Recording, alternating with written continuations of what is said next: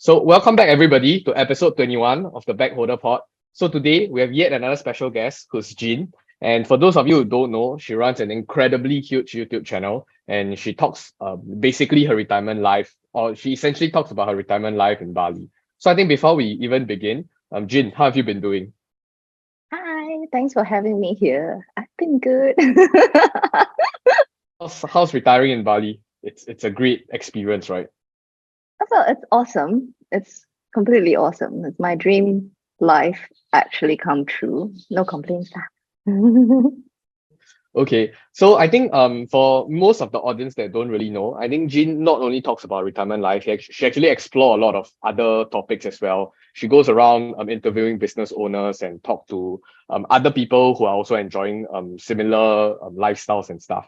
But I think really just to understand your entire lifestyle before you even reach that end goal, right? Because I think before we even hit the record button, Eric was talking about why so many people are even interested in your videos and what you're talking about, because essentially a lot of us invest so that we want to reach the end goal, which is to retire and to have autonomy over our time and our money and stuff like that. So I just wanted to understand from your perspective, right?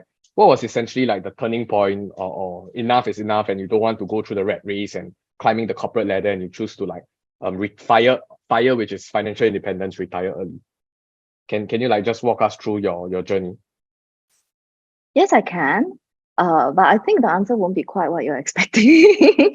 Okay, so I got this question beforehand. I did think about it seriously and prepare for it. And my honest answer is my own personal journey is actually quite different from most of you guys out there who are thinking about retirement from these terms. Because when you all think about retirement, you're mostly probably somewhere along the middle of your life journey. You probably have a bit of work and money behind you already. And that's why you would come to phrase the question as when do you stop deciding to climb the corporate ladder and start to enjoy life? And I think that's a very valid question. But my own personal journey was not like that. See, I started out kind of taking on a career path, going down a road that wasn't exactly my choice. It was more my family's wishes. Okay. And then it was just so overwhelming. It was law. My family wished me to become a lawyer. So I went into it in the end after a lot of jazz around it. I wanted to do something else. I wanted to do theater, actually. I enrolled myself in theater at one point, but my mom actually went down and pulled me out of the course. And, then we had this big talk. And then in the end, I said, okay, fine, I will study law, make you guys happy. And then the premise was supposed to be after I got my uh, bachelor's degree, I was going off to do whatever I wanted. But somewhere along the way, I lost my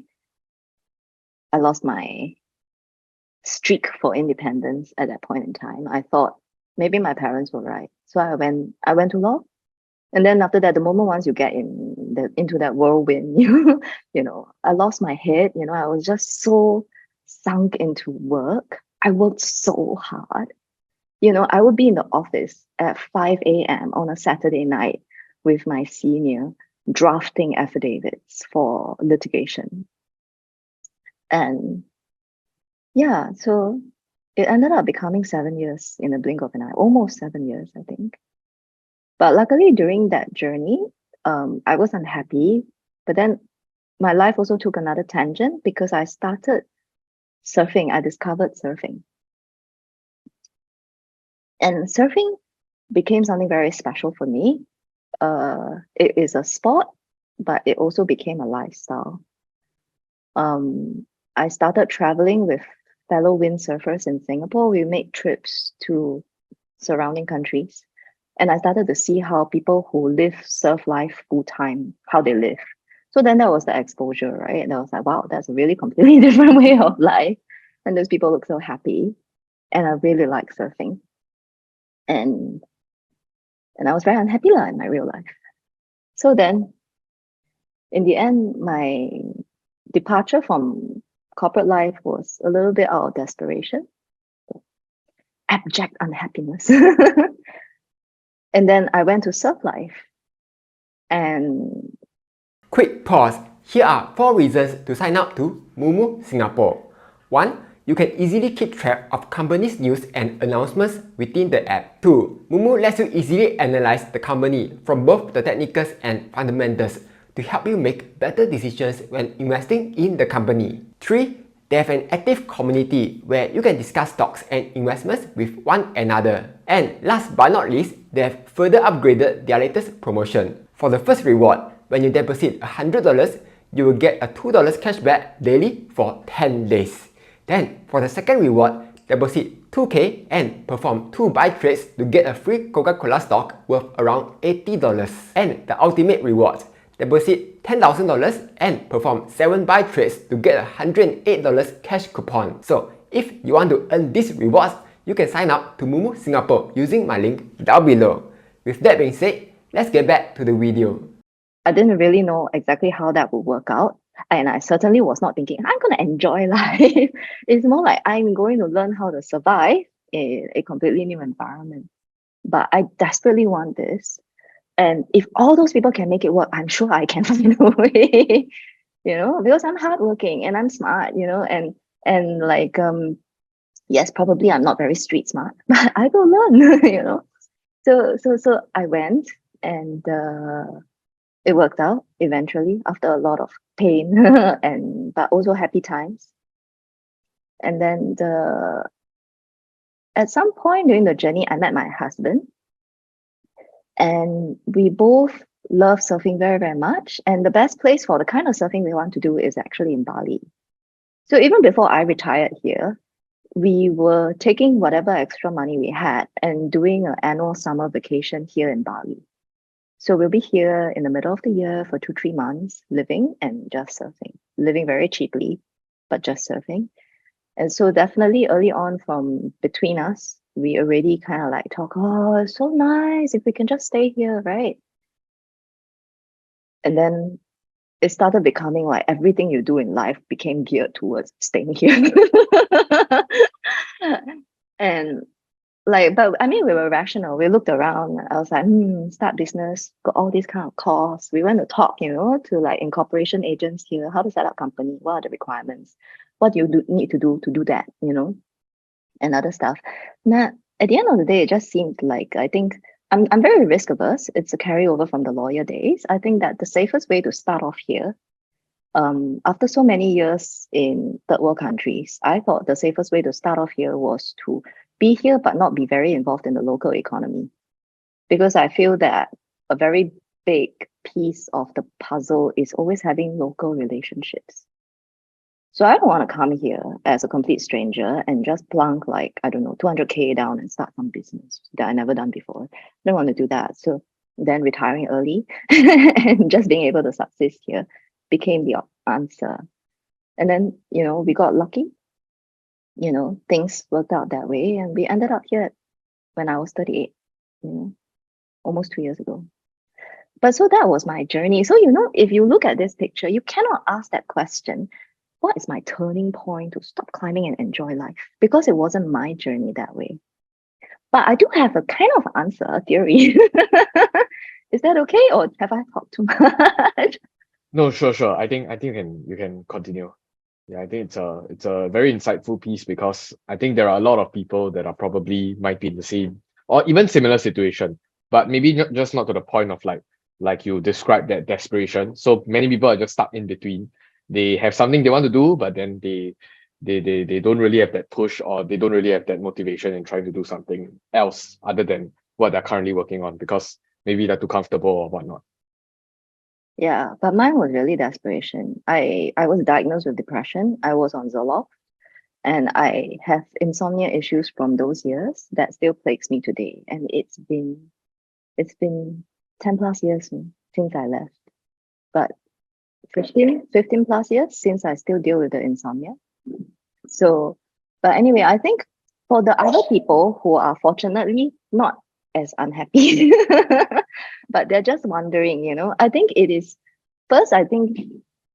is a privilege actually to have a life in Singapore that you don't hate, because it comes with a lot of peace. You're near your family, you are near the food and the environment that you love because you grew up there. People should appreciate that. plus the government is actually really awesome.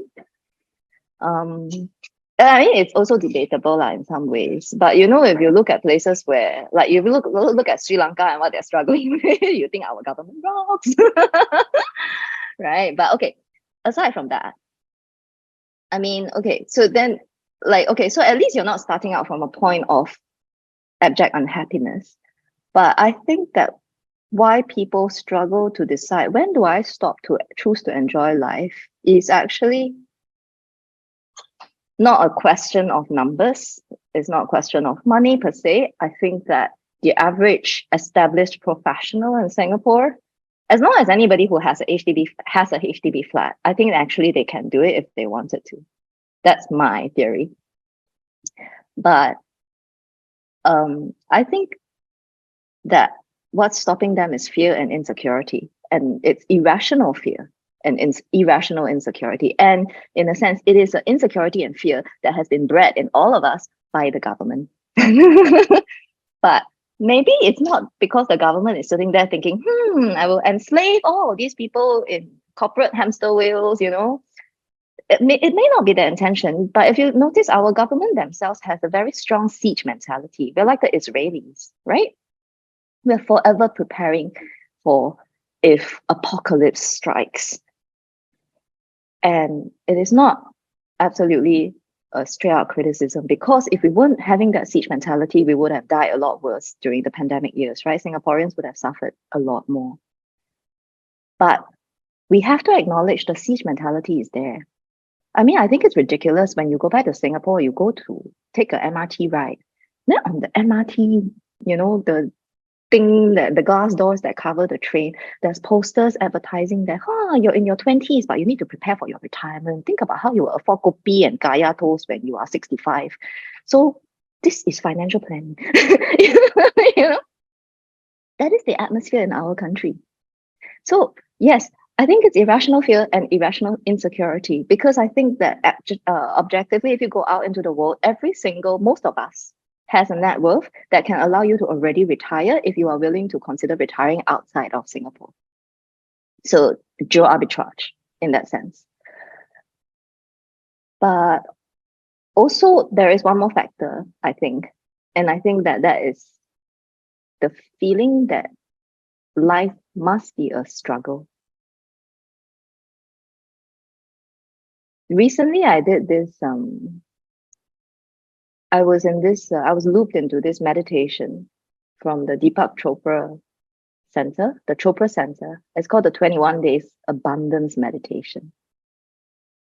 And the starting point of this is everything you need, everything you have is already around you. You don't need to struggle to get it. And you meditate for 21 days through a guided program. But that is the starting point. That is the starting premise. The premise is that you are not lacking. And if you think about it from a certain perspective, it is completely true. At least it resonates a lot with me. And I have noticed that the Americans, and it's kind of filtered down to the Singaporeans, we have this work ethic we have a very good work ethic. We give it our all. We puke all our blood and guts into our job. But there is always this assumption that if I'm not struggling, and I used to think like that also, I completely had that mentality down. I always felt if I'm not struggling, if I'm not hopping from challenge to challenge, if I'm not working very, very hard, then I am not doing the right thing with my life. And I think that a lot of Singaporeans have this. And even in my 10-year journey to my retirement point, right? Living the surf life, I was working, but my work was enjoyable. And my work is only a few hours a day, right? You cannot work 12 hours teaching surfing and yoga to people. It doesn't happen like that. One day you work 4-5 hours, maybe 3 hours on the surf, 1 hour and a half on the yoga class. That's it. Right. So then life was at a different pace, and it was very uncomfortable for me for the first few years. I kept complaining to my friend.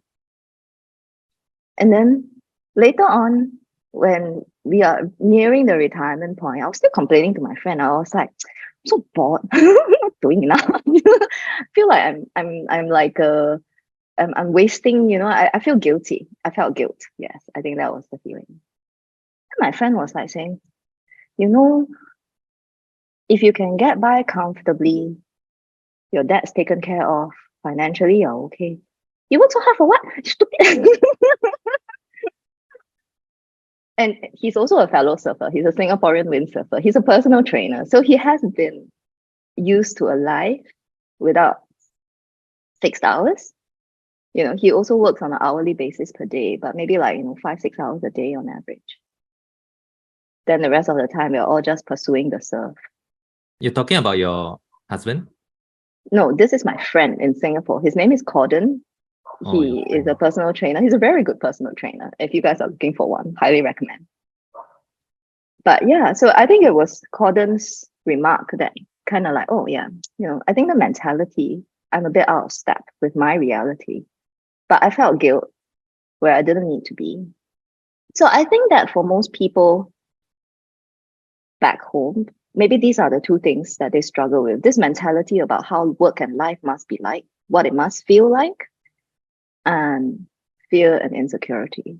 Because like we were discussing earlier, if you look at the minimum income standards report, you're getting by fine if you make between 1.6 to like 2.9 Sing dollars, thousands of Sing dollars per month, per individual. Oh, okay. Jin, so the report that you were mentioning, I actually, I'm quite familiar with it. I've been checking out on and off. So that report is actually referring to retirees who are like 60 plus years old, who don't really have to, care for their kids. So if you have include kids into the equation, right, it's actually 6,004 for a couple plus 2 kids. So there's actually like 3,002 kind of standard of living lah. But you factor in children, but they actually have quite a clear table.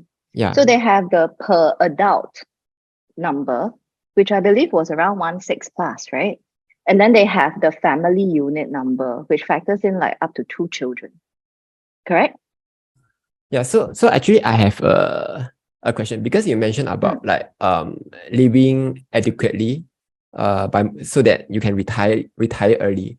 So when I talk about Singapore being an expensive place, right, what I realize is that a lot of Singaporeans are complaining about a lot of stuff lah.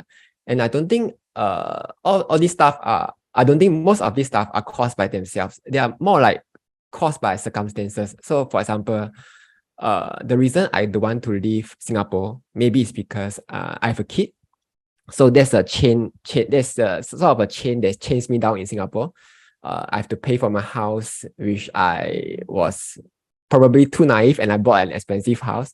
The food and GST here is going up. Then I'm going to blame the government.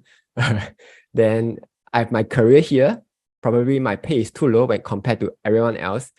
So when you add in all these factors, right, like low pay, a kid, rising costs, my parents, I have to take care of my parents, I have to pay for my house. So everything is chaining me down here, and I'm feeling this kind of dread that I can't retire early.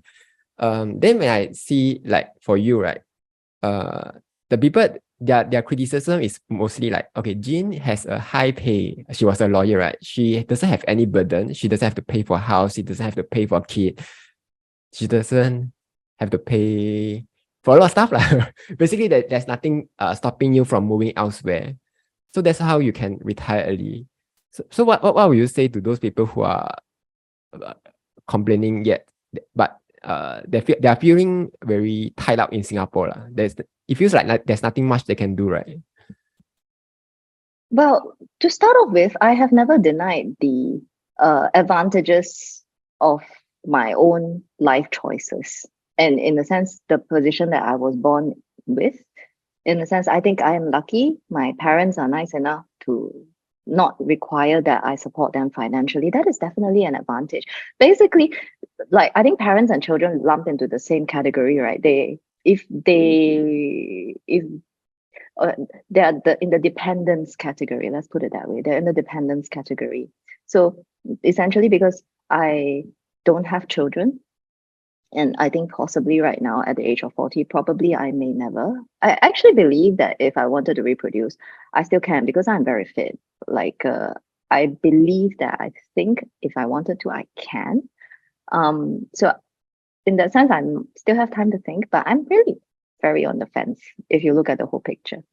And then like I'm lucky enough that my parents don't require my support, and they're very supportive at this point of my life and my choices. I actually have been dealing with a mortgage for the last 10 years. So in a sense, it hasn't been that I am completely debt free or liability free. I have stress over my mortgage, especially with the rising mortgage rates. You guys know how crazy it's gotten. And so in a sense, I undertook my entire journey from day one, knowing that if something went wrong with the economy and my mortgage was going to come and haunt me, then I have always been prepared to drop everything and run back to Singapore, get a job, no problem. I will do it. And it was the same thing I told my parents, if say like there was a medical thing or any reason at all that I need to come back and own up to my responsibilities if they eventuated, I will come back. It's not an issue. And I always feel that because I job hop a lot and I have been working since I was 16. So I kind of feel like I know how to get a job. I know how to get a good one. I know how to get myself hired in a sense. And yeah, so if I needed to, I will come back and I will resolve things. So that has always been a little bit of something over my head, but I'm willing to live with the risk. I don't want to give up my chance and my adventure. So I went, you know. For the rest of the people with kids and like parents and like a house and the mortgage and all that stuff. Yes, I understand where you're coming from, but I think that theoretically, what I personally have done or have not done is irrelevant to whether you can do it or not. If I were you and I really wanted to do it, I will find a way to do it. You think your house is too expensive, you really want your dream, downgrade. Why not? And if you do what I did, like, okay, the solution, you rent out what you have in Singapore. You come and live in a shack in Sri Lanka. Okay, not Sri Lanka. Sri Lanka is expensive. Come and live in a shack in Vietnam. You will go from what? Minimum 3,000 monthly expense to 300, like that. You want to find a solution? There can be a solution to be found. Your kid doesn't need to pay 1,200 a month for the kindergarten stuff. Okay, you can come here. You can homeschool your kid, which is what a lot of people here do. All right, you want to save money? You work for it, lah. There are solutions. Even also now. I mean, my parents don't require my sort of financial assistance monthly, but I do love my parents very, very much, and they're all I have in the world. I have no kids, just my parents are left. And we recently moved to a 2-bedroom house, which we have been planning since last year, so that my parents can come and stay with us for longer periods of time. It's not that we don't welcome them or I don't want to take care of them. They don't want to leave Singapore. I'm buying a car. It's a horrible financial decision, but I want to make sure my life is set up such that anytime my parents or my mom-in-law wants to come. We would love to have you here. We can take care of you here. It's cheap enough for all of us. We will take care of everything. We will cook, we will clean. You all just come enjoy yourself. So, it's like my parents have their own life in Singapore. They have social circle, and they got their own appointments. My dad goes swimming with his friends 3 times a week, that kind of thing. They got the grandkids from my sister. If you wanted to ask me, how is it that people here, not just me, people here, all of Bali who are all doing the same thing as me and my husband, how are they doing it? It's solvable. There's an actual tangible answer for all these things. But of course, opportunity costs, and it's not easy. I'm not saying that it's easy. I know that kids are very, very expensive just to start off with. But it also, to a certain extent, it is about your expectations of what kind of parent you want to be, right? Yeah. Jean, I got I got so many questions because you say so many things, and I'm so sorry.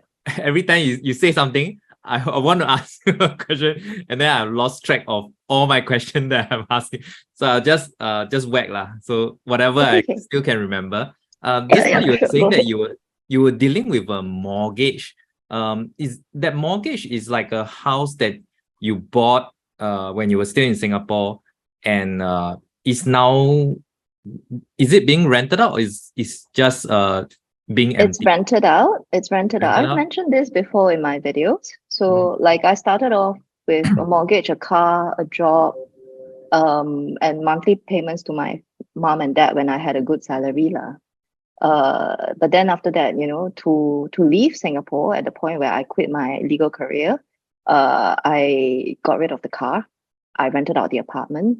I think I told my parents like, since you don't need, I'm going on a sabbatical, give me a break. It's been a 10-year break. They've been very nice people, Then so does that answer your Yeah, question? okay, yeah. And there's another one. Wait. You mentioned that when you were younger, right? Your mom was she was quite insistent on you studying law instead of theater. And then when you went for theater, then she personally went down to escort you to the law side of the university. So I feel that like she's someone who wants to like have a say in what you do in life. That's the impression that I get lah. But somehow I think now that you say that you have chosen to so-called go to Bali and retire and all that, they are very supportive. Like am I hearing that she somewhere along the line, right, she has shifted her attitude towards you, like you shown that, hey mom, I can do it, so if I need to, I can still pick up the slack where I left off. Was there a talk that you had with her, or she just naturally? No, it's proof by action. It's proof by action. So I don't necessarily think my mother is a dragon. I think my mother is an amazing woman. She's very smart. And my mom and dad grew up poor, especially my mom. So in fact, I asked my mom recently, what was your biggest regret? And one of her biggest regrets is that she finished O levels and she had to go straight out to work. All my aunties the same, She said there wasn't a choice. And then I think to myself, I also saw heart pain for my mom because I think my mom is bloody brilliant. My mom is so clever. And unfortunately, due to life restrictions, the demands of the household, all of them, all four of my aunt and her three sisters all hit the road running. They went to work in banks as clerks and all these kind of things from the moment they hit 16 and graduated O levels, So then my mom is a wonderful lady. I think she's smart. I think as long as she just wanted to have the assurance that I wouldn't make a huge mistake with my life. So the first time I started, becoming a rebel was when I told her, I don't want to go RJC after RGS. I was in RGS for 4 years.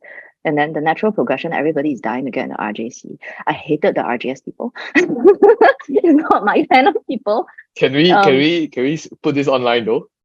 I think it's all I all don't the mind. RGS people all commenting. Well, it's not personal. It's just 默契, Instead of RJC, after 4 years of misery in RGS, where I never felt I fit in, I couldn't talk about the latest whatever crap they were watching on TV, or I wasn't carrying the latest Rip Curl, those wallet with the Velcro strip thing that was so popular back then. You know what I was doing? I was reading Jin Yong 武侠小说, and in the end, I went to VJ, not because I knew what VJ was about, but because it was near my house. I live in the east side.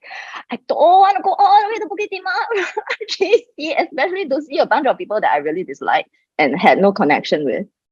So, and then when I went to VJ, I was so happy. It was my kind of people, very neighborhood, and a little bit more Chinese ad, and with similar. I realize now, looking back, it's similar values, like more simple people, very down to earth. The Raffles gang is super like, oh, I'm so Raffles, like which is in a way also has its plus points. Is probably a bloody motivating factor for a lot of them to think that, okay, I'm on the elite path. I will always be in Singapore's elite. But it didn't work for me. I never got into the swing of it. I never connected with it. So anyway, so the first time was when I said, no, I don't want RJC. I went VJ. And then second time was when I tried to do theater. And in the end, it didn't work out. So she stepped in. And then later on, I just capitulated and said, okay, fine, I'm going to work after I graduate. So there was no fight. But then I think she saw in the 6+ years after, I was very unhappy. I was always grumpy. I don't want to talk to them. I get tired after work. In fact, I don't have time to see them after work. I come home after 12, You mentioned that you work very, very hard, the long working hours for corporate lawyer, right? Is it convenient to share like what's like the average pay for like a corporate law? I know that there's a lot of different kinds of lawyers. There are those family court lawyers and whatnot. Like the kind that you were doing, right? Like how much were you taking in, if it's convenient to share? I Like, remember my ballpark. starting pay as a fresh grad at Raja and Tan was 5,500 back at the time where my friends who were like, say, from Engine, they were doing like 2001, 2009, something like that. But I was also not merely just a corporate lawyer. So like everything else I have done in the realm of work, I switched. I started off in litigation, and then I went to M&A. I basically kept moving because I was uncomfortable. I was unhappy. I tried to find something that, I could live with. Eventually I ended up in banking and finance.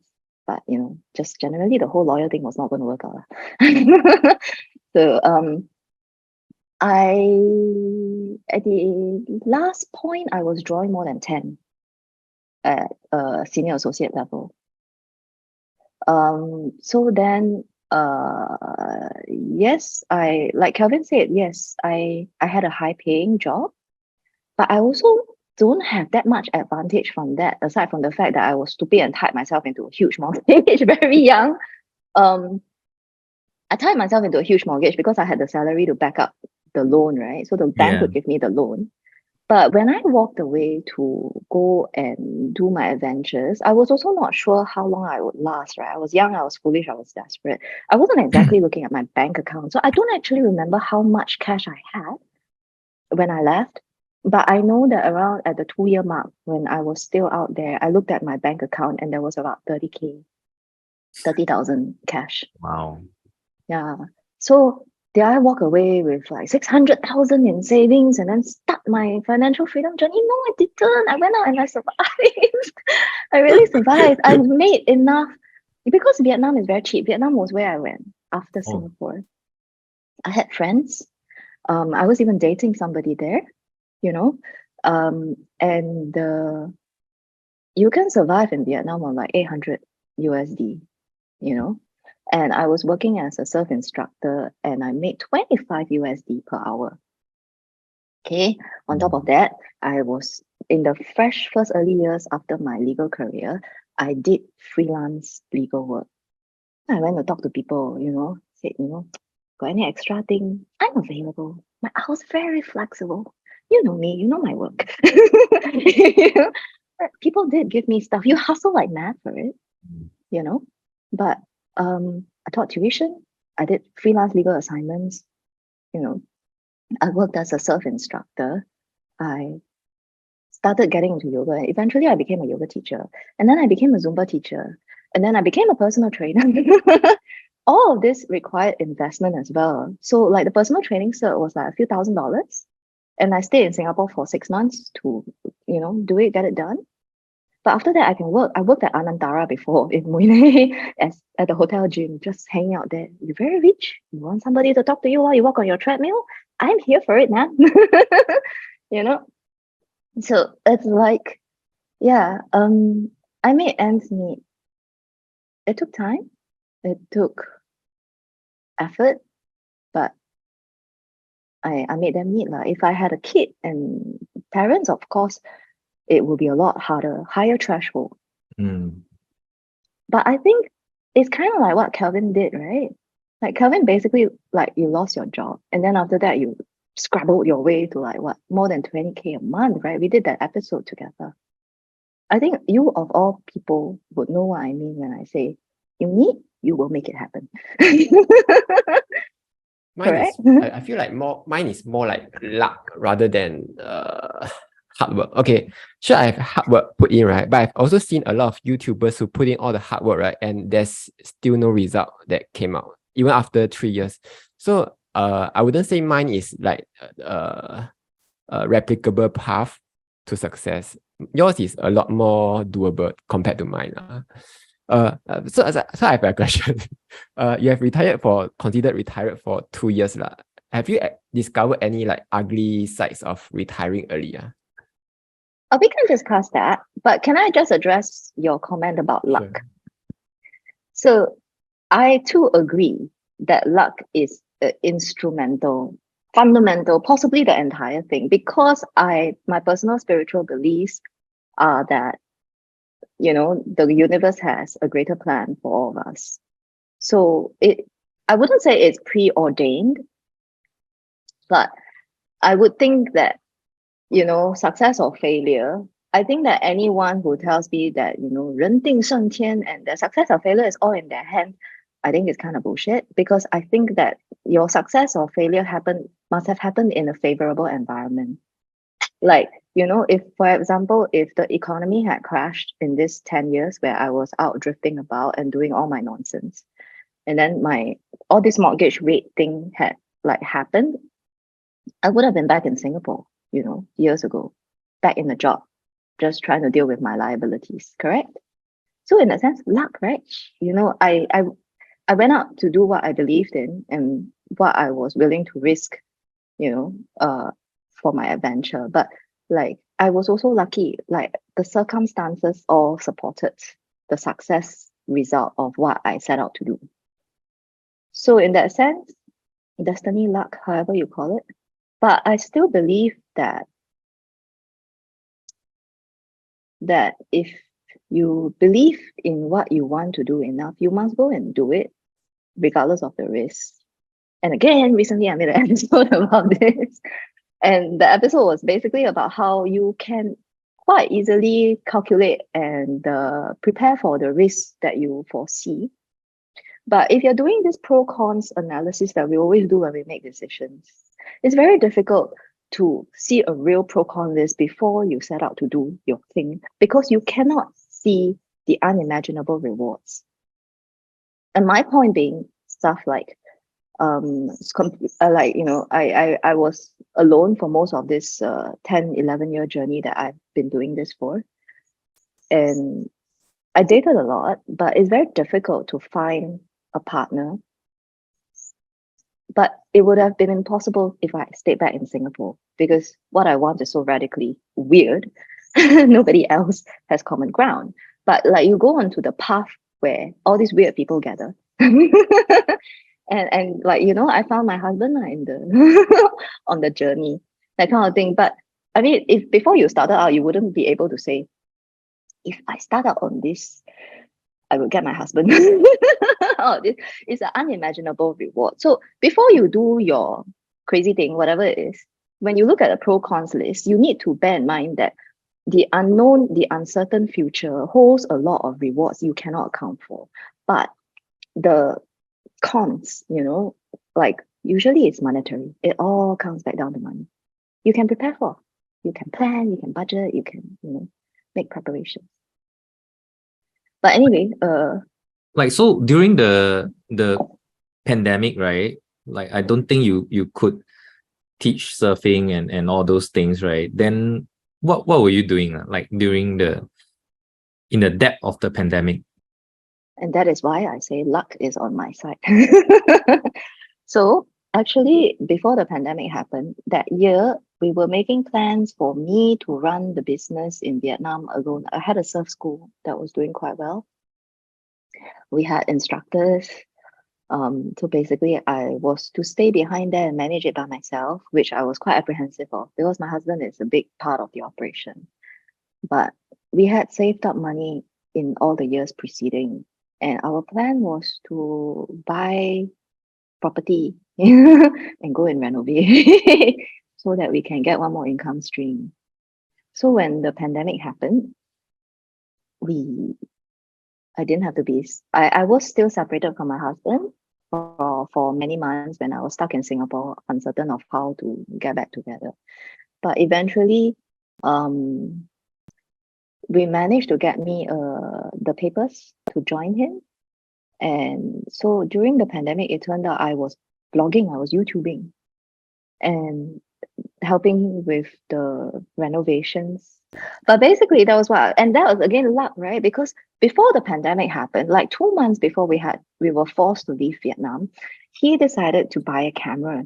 And he wanted a really expensive one by our living standards at that time, very expensive. It was the Sony, damn it, A64 or something like that. And I was like, buy this camera to go and play. He was like, oh, but we can make a YouTube channel. Then, he legitimized his demand for that camera. And then we started the YouTube. And then in the middle of the pandemic, when I was just sitting around twiddling thumb, I had nothing to do. I made video. So I never thought back in that day when I was making video then that it would be what it is now, right? So I think it's luck, or like the stars were all lined up properly. But at the same time, during the months I was in Singapore, it was still circuit breaker. And then post circuit breaker, I did 1 month in NTUC as a supermarket staff just to go and so that I'm not sitting around doing nothing. That was very interesting. That would have been a very interesting vlog. I did think about vlogging it, but I also wanted to respect my colleagues' privacy, because when you vlog about you working there, you will inevitably capture the rest. And I think it's not a happy time for many people. And I learned a lot. I saw a lot of things. I feel for them. It's a very hard job. I was exhausted. It's harder than my self-teaching. But anyway, I see a common thread running through yours and Kelvin's thoughts, because both of you say that it was luck, the stars aligned, but I think you have to have a goal, like what you want to work towards, and then either you hustle towards it and then you keep working towards it. Somehow, things should work out. It may not be in the particular area that you're striving in, but it can be something else. As long as you're flexible, I think that is a trend, something common that I see, because you say that, it was luck, it was the stars aligned. Then Kelvin also said like more or less the same thing, right? It was luck, it's not replicable. But the common thing I see is both of you know you had to make it work. So you all were giving it your all. Yeah. But that is not to say that everybody who finds or puts themselves into that desperation situation, it will work out. So I think what people must accept is that there will be a risk of failure. Yeah. And the thing is, you think your life in Singapore has no risk of failure. That is the common perception. They think that if they stick to the tried and trodden path in Singapore, you get a job, all that kind of thing, there is no risk of failure or discomfort. That is wrong. Pandemic has proved so many of you wrong. So the thing is, whatever the hell you're doing in your life, there's actually a risk of failure, and there is a danger zone. But I think the point is, I think my personal belief is that if there is something that you feel so much for, you must go to do it. And if you feel that much for it, you will find Okay, not that you will find a way, that defeats my point. Like, you probably will find a way to make things work. And for every me and Kelvin that you see out there, there's also probably another 2 guys for whom it didn't work out. But maybe if I were them, I would be looking at my life and thinking, okay, life sent me on this big trajectory around. I learned a lot of things from it. Maybe that wasn't for me. Maybe I don't thrive in that kind of environment. Maybe I prefer the safety of a job, a comfort of a 9 to 5, because it is comforting. It's, kind of brain dead, right? You just go in there, you do the same thing you do every day, you work out. At the end of the day, there's a paycheck at the end of the month. It's very comforting. Right? Some people like that. It works better for some people. Yeah, So my wife likes it. yeah, exactly. I mean, like, I get a lot of angry comments on my videos sometimes saying like, "Hey, are you selling the wrong thing to all these people?" And I'm saying, I'm not selling anything. I just want to be there to show the people who are as unhappy as me that if it doesn't work for you, if you are a square peg fit into that round hole, you can try a different way and it might possibly work out. It worked out for me. And these are some of the tips I can share to help you out. I am not saying all of y'all should quit your 9 to 5.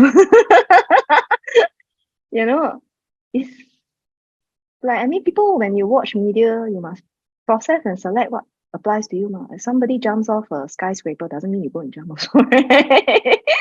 That's what we always advocate on this channel because we always talk about things, and then again there are people who make nasty comments. And then we're like, just do your own thinking lah. Yeah. Jin, just now, Yo. just now I asked about the ugly sides of retiring early. So do you find anything that you don't like in these 2 years? Wow. Overall, I rejoice. I rejoice in my daily life. I rejoice every time I hug my dog. My dog's like my crowning achievement. I've always wanted a dog all my life, but I couldn't. And it's a rescue dog. It's actually a Bali stray, and she makes me so happy. Like, people are always bugging me about this, like, ugly side of life in Bali or ugly side of retirement. I suppose if you want to really squeeze it, then you can say things like, okay, I want to say that personally, for me, there are very little ugly sides, but objectively, what people can and do complain about, I think that a big thing about retirement, and it's not just about early retirement, is that they retire, then they get depressed because they're lonely and they're bored and they're undirected and unmotivated. That makes sense to you, right? But that's not about retiring early. That's retirement at any stage, because I saw my dad go through that for the first 2-3 years after he retired from his company. And I personally didn't really go through that because of my 10-year journey. I already learned how to use my time, and I discovered so many things that I'm excited to do every day. But I think that for ugly sides of retirement, like, for a lot of people, they struggle with that whole having their entire lives being freed out for them to direct. I think that is a combination of mental habits, bad mental habits, as well as thought patterns. I did suffer from one of these thought patterns. One of my thought patterns, very ingrained from my time in Singapore, is that cooking and cleaning sucks. If I can, I will always want to outsource or like Tai Chi it away to someone else. Because in Singapore, it's always done in a rush, and it is always done out of necessity, out of need. You cook so that you can eat. You clean so that you don't live in a dump, Yeah, I was just cooking dinner for my husband last night, and I really enjoyed it. And I enjoy cleaning my house now because it's not something I rush through. I clean my house, I enjoy it. It feels purifying. The Japanese see it as a cleansing of the spirit, That's why they all go and own self clean toilet. And I adopt that mentality now. I enjoy the cleaning, I enjoy the cooking. So it's a thought pattern that can be broken. And then when I said mental habits, I meant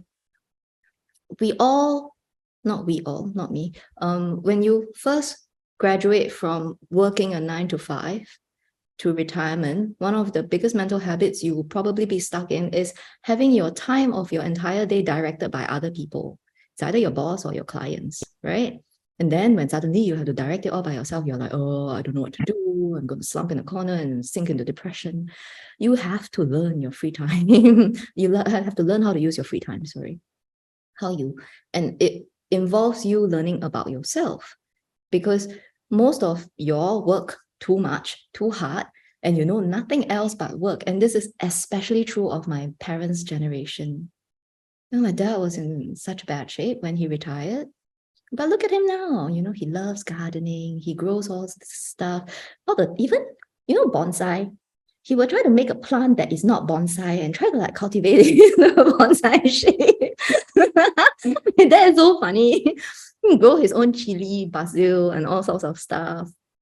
And he cooks incessantly every single day. He's cooking, he's baking, and all that stuff. He's swimming.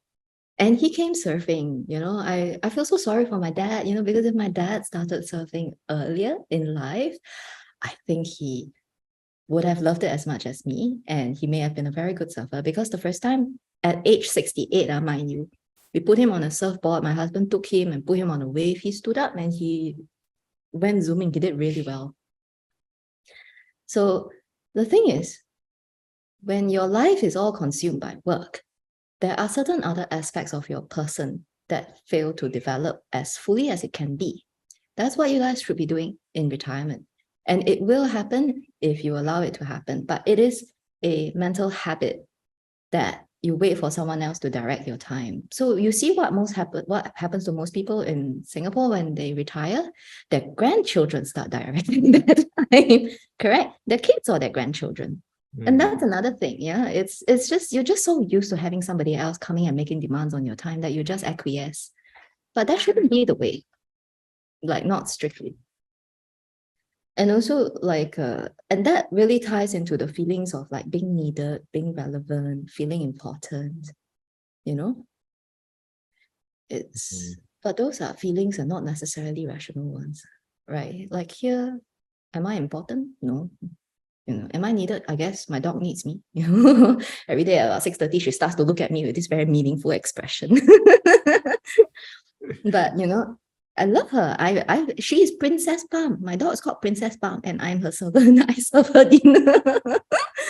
You know, so I mean, yeah.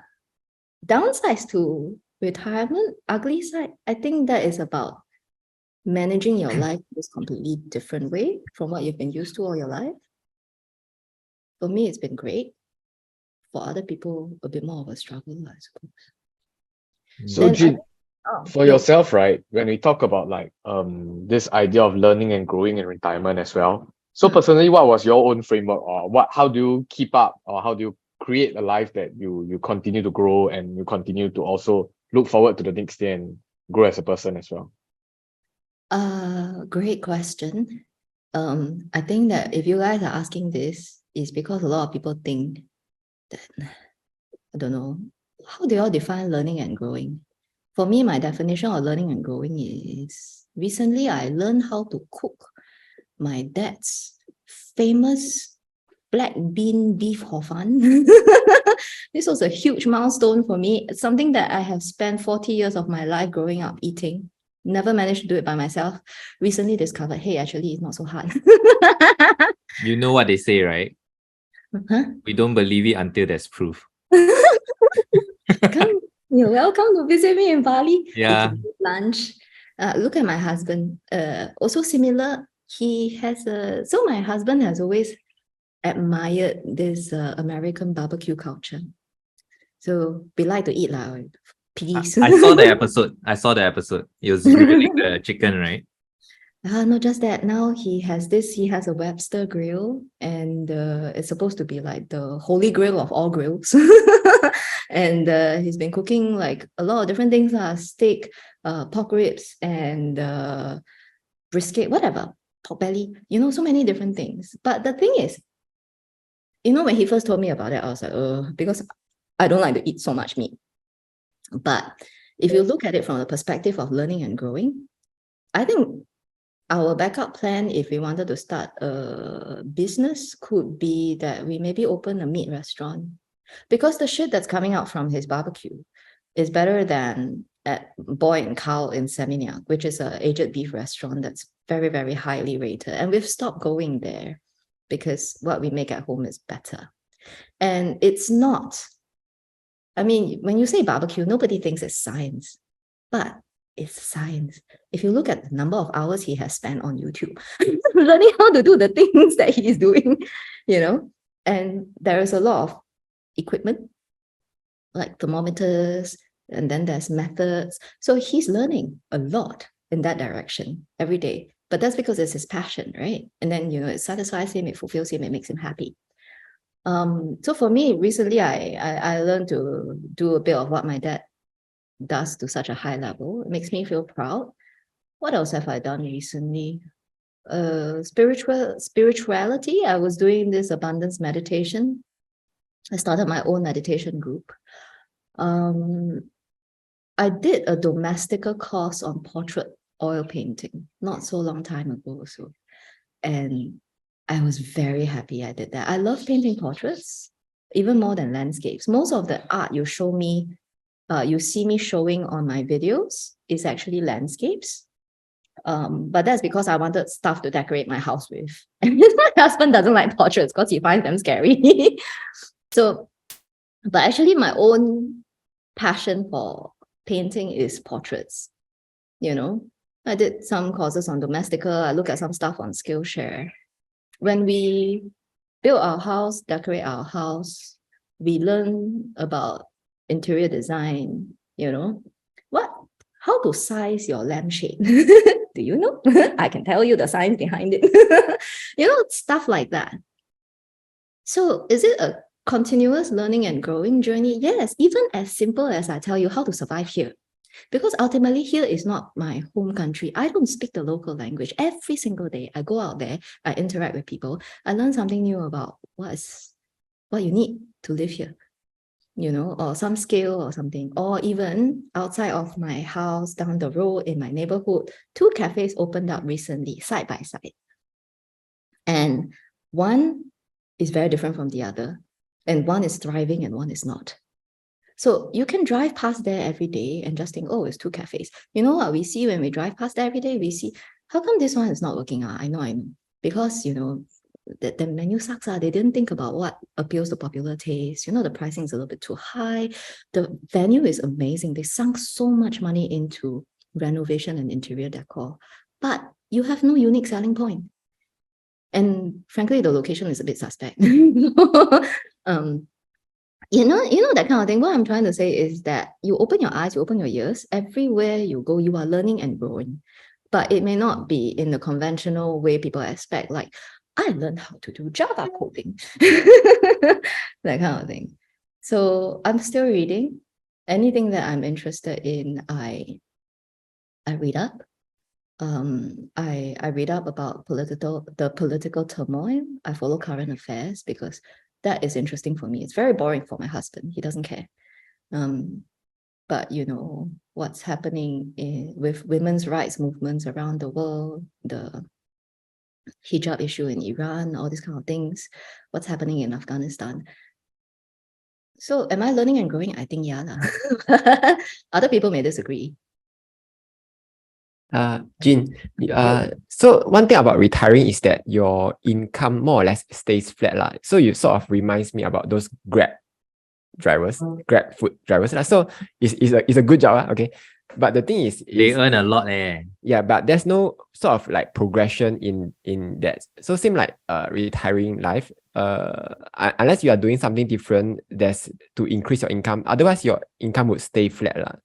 Then how will you like keep up with those rising inflation like in Bali? I'm sure when all the foreigners come flocking into Bali, right, they are going to push all the prices up. So how are you going to keep up with that?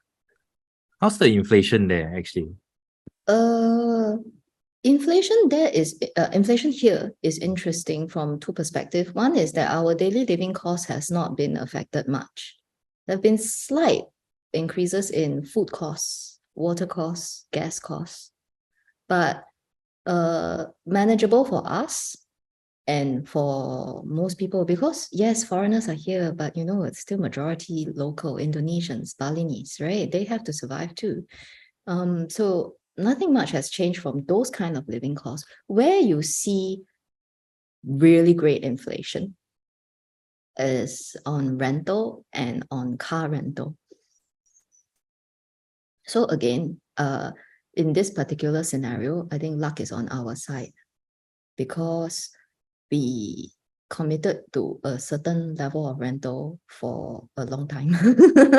So in that sense, we have averted the crisis that has plagued a lot of our friends who have been running around trying to find places, who have been getting kicked out of the original place they stayed because they cannot afford the rent that's being asked of them. I mentioned we are looking at getting a car. It's for family reasons, but also because the rental has increased so much. Like, it's like if my parents and my mom-in-law are coming between 2 to 4 months a year, after a few years, I will have invested the price of a new car already. So then we just decided to, scrabble around, put it together and get ourselves a car instead of renting now. So those are very practical considerations. In a sense, I think Kelvin knows at least that majority of my passive income in retirement is actually rental based. That is the main source. And in the scenario of inflation, we have also, in a sense, rental keeps up with general inflation. So there has been some compensation in that regard. And yeah, in terms of our actual passive income rentals, those are not affected by mortgages, thankfully. So it's not what I was talking about earlier. It's a different thing. Actually, what I was talking about earlier is actually a liability for me. So yeah. Did I answer your question?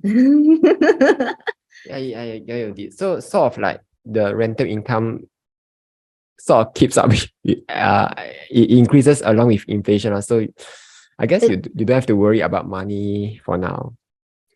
Am I worrying about money for now? I guess not, but like we can still afford to. I think that in my financial planning, we are living kind of like loose and easy now, because what we want to make us happy doesn't cost very much. Nowadays, we don't even eat out much anymore now that my husband and I are churning out things, good stuff in our own home. So even the cost of the restaurant, our expenditure is dropping, I bought a couple of new surfboards recently, but they're not new, they're secondhand. That's new to me. Like, these are fixed costs. I buy them, I'll surf them for the next 2 years, unless I break them accidentally. You know what I mean? So the way I live doesn't expose me very much to inflation, I guess. But I am planning ahead for when a few years down the road, my current lease will expire. I am thinking of how to manage that. Yeah, so that's the thing that I'm thinking of for now. But I appreciate that it is also very particular to how we have structured our life and very particular to our lifestyle preferences. Right. I think maybe I will just end off with a comment. I wanted to circle back to what Eric said just now, because I think me and Eric, us being bystanders, right, when we are observing how Kelvin and Jean actually talk about the entire journey, rather than like when I do comparisons, particularly so when those people that comment hit like more nasty comments in the comment section down below, I think there's quite a stark difference in terms of how, like from Kelvin and Jean's perspective, they always think about how to solve the problem and how to find solutions to a problem rather than just complain about circumstances, complain about this and try to direct the problem. And I think in one of the previous episodes, Eric did say to pass the locus of control externally.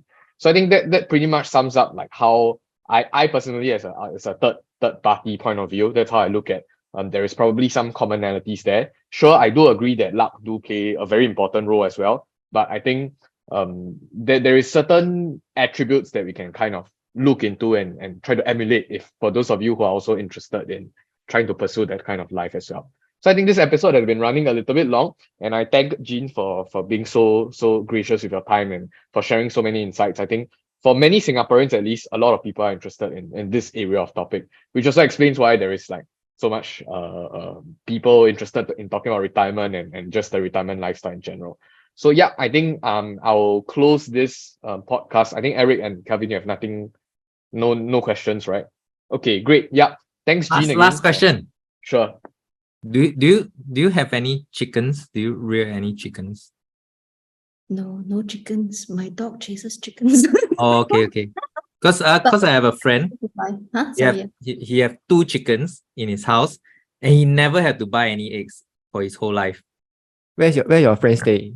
Uh, Singapore? I tell you, yeah, in Singapore, I tell you, landed. Oh, okay, that's different. You know, behind my house, there's a lot of chickens. Roaster I think lah. there's both lah. So there's one roaster and a few female chickens behind the roaster. They always move together lah somehow. Then I realized that a few of my neighbors took in the chickens. so HDB cannot lah. So I suspect it's the town council who is rearing chickens behind my house lah. So then I walk further down. There's one very big fat female chicken sitting there. Then it's like the queen like that lah. So they're doing something weird behind my house. They are source of Every eggs. park got a lot of chickens, wild ones running around. Then Yeah. we saw them during the time where Malaysia stopped giving Singapore fresh chicken. So everyone was having this fresh chicken hoo-ha. And then my mother was, oh no, these chickens are in danger. Okay, yeah, that was my chicken question. Okay. Hope you guys enjoyed the discussion. We'll see you in the next episode. Goodbye. Thank you, everyone. Thank Thanks, you. Jean. Thanks.